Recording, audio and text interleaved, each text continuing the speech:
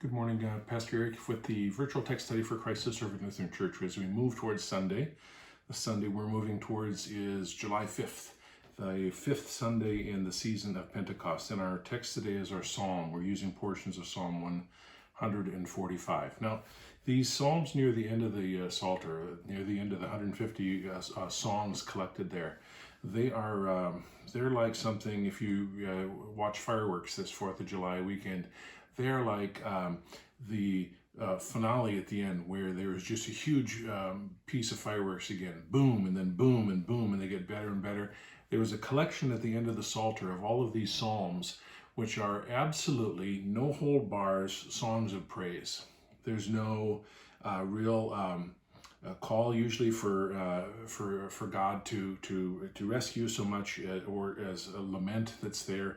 They're just absolutely pouring out praise to God for what God has done in creation and in covenant, and it's a good collection of psalms to go back to, as the Hebraic experience has been that in remembering these things, we're actually brought to the place where we experience them again and where we can feel them again, and finally come to that place where our response can be one of thanks and praise to God. So the Psalm 145, we're using sort of the central chunk of it, and it is from verses 8 to 14. Let me read it with us. The Lord is gracious and full of compassion, slow to anger, and abounding in steadfast love. Lord, you are good to all, and your compassion is over all your works. All your works shall praise you, O Lord, and your faithful ones shall bless you.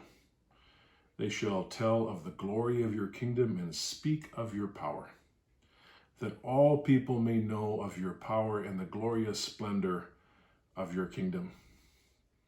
Your kingdom is an everlasting kingdom. Your dominion endures throughout all ages. You, Lord, are faithful in all your words and loving in all your works. The Lord upholds all those who fall and lifts up those who are bowed down. Here ends the reading of the psalm as per our lectionary. Well, I noticed at least 5 things throughout the psalm. What is your count? The first is, again, it's a no holds bar song of praise. It is totally directed towards giving thanks to God for God's covenant faithfulness, which leads to the second point. In verse 8, there is a phrase there that is a huge informing, articulating the understanding in the Hebraic scriptures of who God is, and it is the Lord is gracious and full of compassion is the first half of the verse. The second half echoes it, expresses the same idea in a different way. Slow to anger and abounding in steadfast love. Now, this phrase is used a lot in the Old Testament.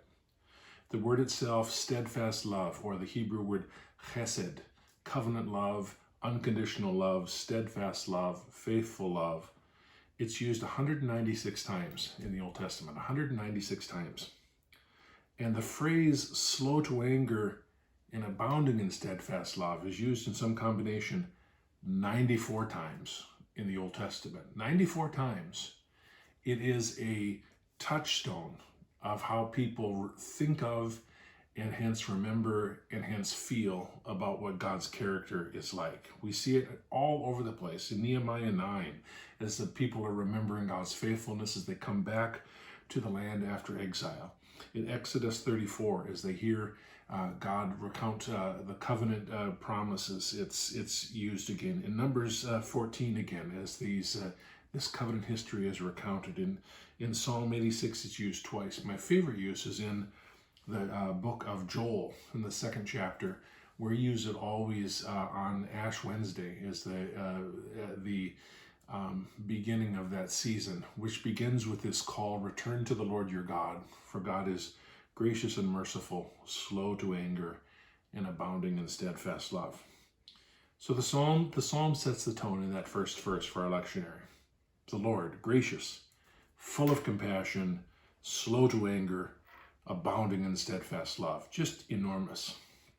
It continues in verse 9. Did you notice the link to the Lutheran Small Catechism in it? Here, verse 9. Lord, you are good to all, and your compassion is over all your works. Anyone who grew up having to memorize the Small Catechism may well recognize that phrase, Lord, you are good to all, from the explanation we're encouraged to remember in the Lord's Prayer, give us this day our daily bread, where Luther encourages us to believe, to confess, that God gives bread to everyone throughout the world. But we ask in this prayer that we might receive our bread with thanks. God gives bread to all, but we ask that we would receive it with thanks. Lord, you are good to all, says the phrase. And verse 11 is a beautiful phrase. It says that they, all people, shall tell of the glory of your kingdom. The word glory there, kavod, it is used to describe like the presence of God's Spirit as well. It's used to describe when God's Spirit is there in the temple. The kavod, the holiness, the glory of God. Here it says, they shall tell the glory of your kingdom. I wonder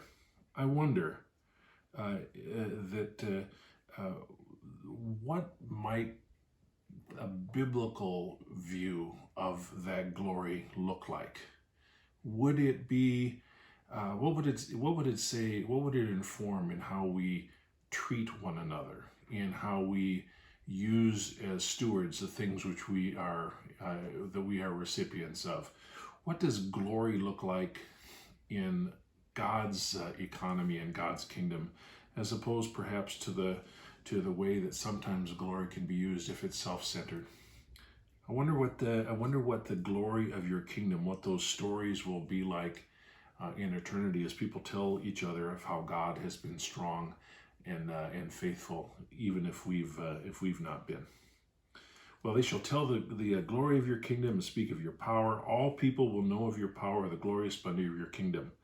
Verse 13 speaks about how God's reign, it is different than the reign of those who wield power in our time and in our place, because God's kingdom is everlasting and God's dominion endures.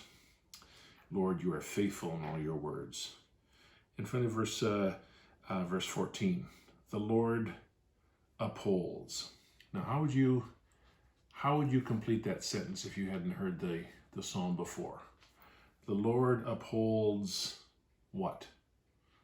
What would our society or the trends of our culture or the themes that we see in literature or media say? The Lord upholds those who are clever, those who are educated, those who are in power, those who are privileged. Does the Lord uphold those?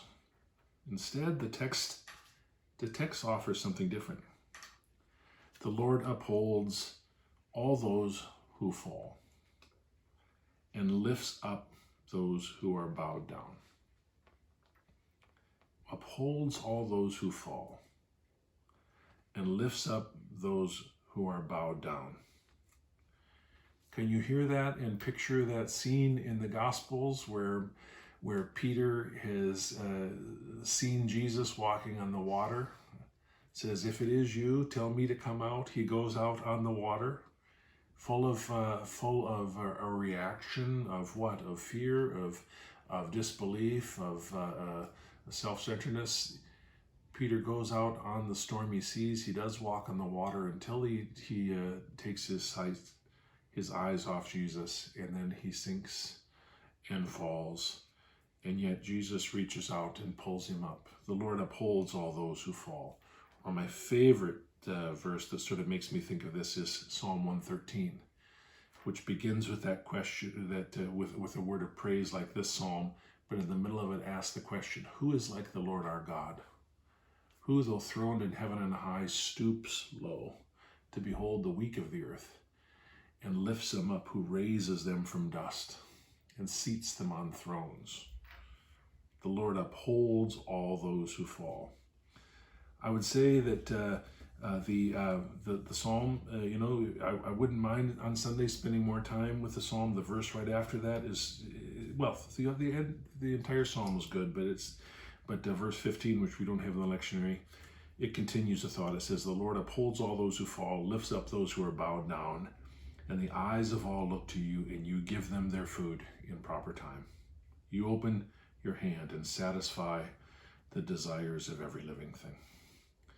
Well, this is a few thoughts about our psalm for Sunday. Portions of Psalm 145, one of the psalms of praise that helps reframe perhaps some of our thinking at a time like this COVID sheltering, where in remembering God's covenant love, in remembering that covenant love, we're brought back to feel it and experience it. I hope it's something that maybe enriches your hearing today. Thanks for listening.